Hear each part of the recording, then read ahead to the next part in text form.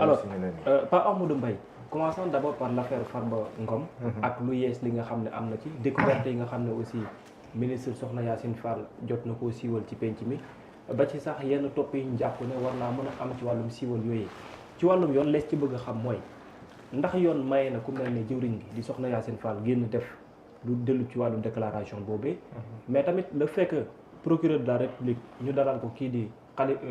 Farba Ngom mu am lu mu ci joxe loolee ban jàngat nu nga ci am mooy wane ne fu mu toll nii mën nga koo topp parce que immunité parlementaire du ko ëmb ci wàllum yoon nan lañ mën a jàngatee ñaari poñ yooyu ak ban gis-gis moom nga ci am. Merci Babacar. Je crois que par rapport à cette question introductive question la boo xamante ne ni mi ngi defray l'actualité cette semaine à la suite de la sortie de ministre de la Justice garde des Sceaux parce que procédure bi ni nga xam ne noonu la tënkoo woon mooy procédure boo xamante ne ni Farba dañ ko inculpé woon par rapport à des faits de blanchiment de capitaux en droit une détention provisoire et ci biir inculpation bi ministre bi def benn sortie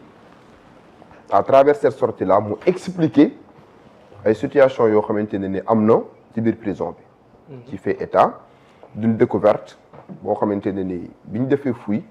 constaté nañ ne ki nga xam ne moom mooy Farba Ngom inculpé en la matière parce que la précision elle est importante ñu bari parfois dans l'analyse ils se perdent pour dire que yaakaar ne Farba il est déjà condamné il est en train juste de subir une détention provisoire relativement à une inculpation dossier am nekk en instruction donc bi nga xamante ne tey jii garde des Sceaux def na sortie boobu gis naa ñenn juristes yi décrier ne garde des Sceaux bi waru woon a def sortie bi mais en droit man li ma gëm mooy booy critiquer une décision ci ñaar nga ko mën a wékk la question qu'il faut se poser mooy est-ce que am na base légale est-ce que ministre bi amoon na waroon na mën a génn mu def cette sortie là waru ko moo na def. est-ce que yoon may na ko wala. yoon may na ko wala mayu ko. sur le plan des textes sur le plan de la légalité rien ne s'opposait à cette sortie là parce que dans le temps li ñu peut-être ñenn ñi li leen xawoon a jaaxal mooy le caractère surprenant mooy pourquoi le parquet n'avait pas tenu une communication. parce que le procureur de la République comme j'ai l'habitude de le dire auparavant la communication du parquet dafa nekkoon leen loo xam ne dañ ko encadré woon mais conformément au code de procédure pénale bi nga xam ne tey jii moom moo tënk wàllum procédure ni muy doxee ci Sénégal rien ne s'oppose présentement à ce que le parquet bu constaté ne par exemple am na ay éléments yu bees ay affaires yoo xamante ne ni dafa defray la chronique mu tenir une communication mais le garde des Sceaux am na possibilité aussi en tant que autorité hiérarchique de cette pan de la magistrature que constitue le parquet parce que moom mooy seen supérieur parce que siège déjà ñoom c'est des magistrats yoo xam ne en vertu du principe de l'inamovibilité ñoom ils ne reçoivent d'ordre de personne mais le parquet ñoom danoo am benn cordon ombilical boo xam ne moom lañ di lié avec la chancellerie donc de ce point de vue là ministre de la justice am na possibilité mu def benn communication éclairer la lanterne des Sénégalais par rapport à des situations yoo xam ne dafa concerner son secteur et en la matière bu fekkente ne par exemple liñ découvrir dañ ko découvrir ci fi nga xam ne moom mooy prison yi la prison ñi seen njiit mooy administration pénitentiaire te administration pénitentiaire boobu elle est directement rattachée au ministère de la justice donc le ministre a bon droit mën na génn mu tenir une communication léegi nag est-ce que à travers la communication du ministre certains détracteurs dañ cee déceler benn parti pris wala mu def une interprétation des charges wala mu def loo xam ne defu ko après avoir entendu le ministre elle a clairement précisé que moom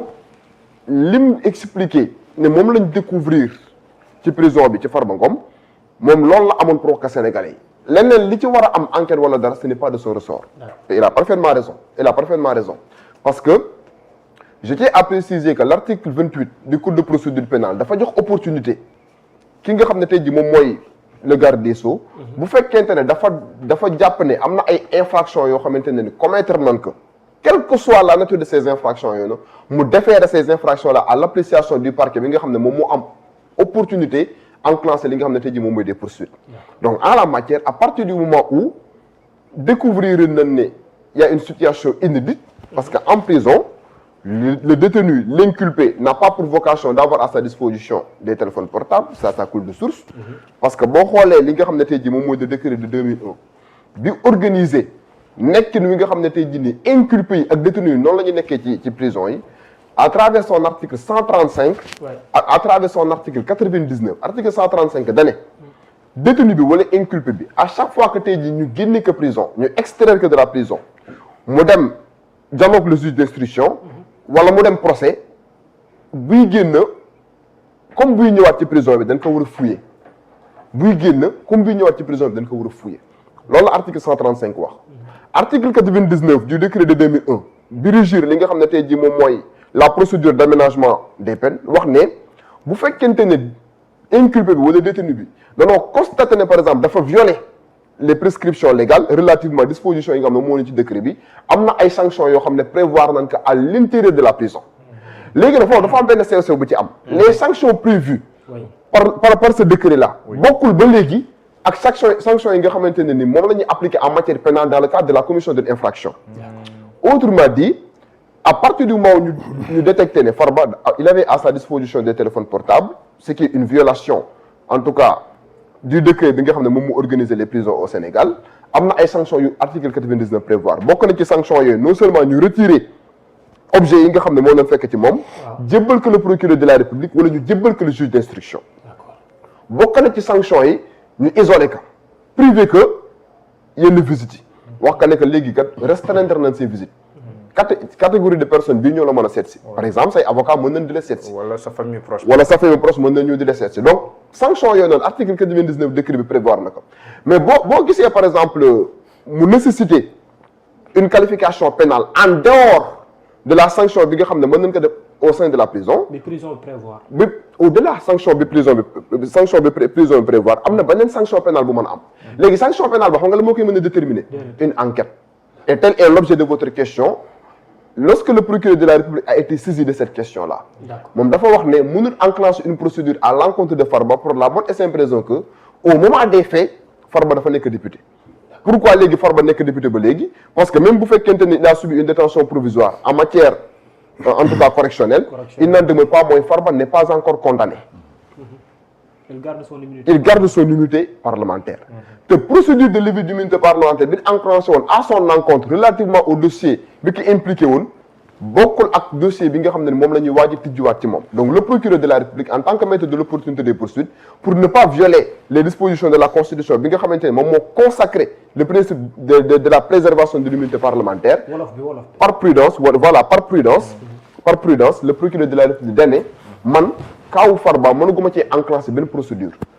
parce que dafa am unité parlementaire mbaam na tirlaay boo xam ne assemblée nationale moo ko jox règlement intérieur assemblée nationale moo ko jox constitution du Sénégal jox ko donc balaa ma cee def dara di entrer en collision avec les dispositions constitutionnelles wala les dispositions contenues dans le règlement intérieur de l'Assemblée nationale par prudence damay demander à ce que ñu enclencher la procédure de levée de son immunité parlementaire bu boobaa nag à la suite d'une enquête indépendante dinaa xam yan xeetu infraction laa mën a ngàllaat ki nga xam ne tey ji moom mooy Farba te bu loolu amee dinañ ko inculper waat à nouveau pour ces faits là. kon procureur su ma la déggee bu nekk na doon procureur kon weddiwul ministre parce que am na ñu jàpp ne procureur bi dafa jël le contre-pied de la ministre de la justice yow nag gis boobu nga am. non procureur le procureur mënul jël contre-pied ki nga xam ne tey ji moom mooy ministre pour la bonne et simple raison que déjà dans la ñu ne la le parquet c'est un corps hiérarchisé. À partir du moment parquet nekk corps hiérarchisé ñoom parfois dañuy enclencher ay procédures parce que ministre bi moom moo leen signaler ay affaires donc li procureur bi wax weddiwul ministre bi dañu juste que ba ñu ma enclencher une procédure ba ñu ma tijji une enquête par rapport au fait yi nga xam ne nii ministre bi nee nañ découvrir nañ ko mais balaa moo am na respecter li nga xam ne moom mooy la procédure de levée de son immunité parlementaire bu ñu lever immunité parlementaire ba pare bu boobaa nag mën le parquet dinaa am opportunité mu mener une enquête indépendante te enquête boobu noonu li nga xam ne moom mooy solo si mooy ministre bi dafa am benn déclaration bu am solo bu mu wax. au-delà du fait que tey jii nii ñuy wax ay affaire de vidéo pornographique loolu je crois que du nekk leen na loo xamante ne ni man damay yàggal parce que ku nekk sa vie privée am nga droit nga def ci lu la neex. mais quand par exemple le ministre de la justice nous dit qu'il a été décelé ay financement wàllum jokkalante xaalis. ak le seul fait que tey jii moom en tant qu'inculpé mu nekk en connivence avec des personnes yoo xam ne non seulement ñu ngi Sénégal mais ñu ngi à l'étranger là ça devient grave. alors c'est par rapport au contenu ndax découverte yi ñu def contenu bi mu am ban qualification lañ ko jox ci côté droit waaye ban ëllëg tam moom après boo paree ñu soog a ñëw. oui parce que Babacar ban qualification lañ ko mën a jox ci côté droit en tout cas moi j'avais fait un texte pour wax ne bu fekkente ne procès-verbaux d'enquête yi nga xam ne découvrir nañ ko ci Farba Ngom les procès-verbaux d'enquête yi nga xam ne découvrir nañ ko ci téléphone portable loolu c'est une violation des dispositions de l'article 11 du code de procédure pénale parce que l'enquête et l'instruction sont secrètes même les personnes qui concourent à la procédure dañ lay wax ñu ne la ils sont tenus par le secret professionnel a fortiori yow mi nga xam ne tey jii est simple inculpé au-delà de ça bu fekkente ne par exemple financement yooyu ñuy wax ministre bi wax dem nañ ba constaté ne moom da doon nas d'après les révélations du ministre da doon nas leen na loo xamante ne tey jii mën na porter atteinte li nga xam ne tey jii moom mooy la paix publique parce que ci code pénal du Sénégal dafa am benn catégorie d'infractions bu ñu tuddee les infractions contre la paix publique te parmi ces infractions là bokk na ci infractions yi gën a grave ci li nga xam ne tey jii moom la code pénal du Sénégal prévoir léegi nag bu ñu ci àggee on peut retenir ces infractions là à l'encontre en tout cas de ki nga xam ne moom mooy le sieur Farba Ngom ñu tijji une enquête